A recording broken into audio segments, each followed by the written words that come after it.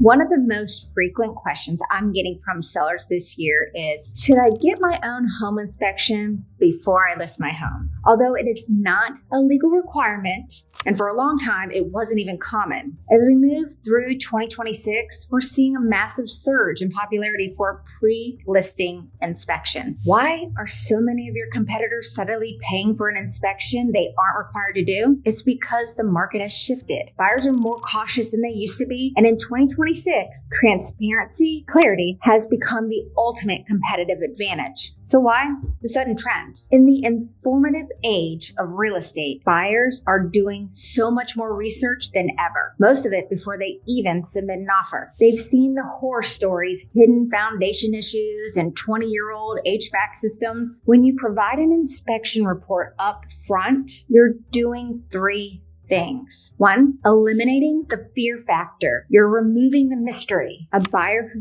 feels safe is a buyer who also offers more money. Two, speeding up the timeline. In many cases, providing a clean, recent report can encourage a buyer to waive their own inspections entirely, which can shave time off your closing timeline. Three, taking the upper hand. You get to find the issues on your own terms. If there's a $400 plumbing fix that needs to be done, you can handle it now for $400 instead of a buyer asking for $2,000 at closing and a rush to move. Now, let's be honest. Is it a good idea for every home? It's an especially smart move if your home is, I'd say, more than 10 or 15 years old, or if you've done a lot of DIY projects and want to ensure everything is up to code. It's also a great idea if you're in a balanced market where there are other homes for sale directly competing with you. When you're competing for a buyer's attention, being the pre-sold inspection home on your street makes your property stand out. It tells the buyer this house can be vetted, cared for, and is ready for them to move in without a headache. Ultimately, a pre-listing inspection is a small investment, usually starting somewhere between $350,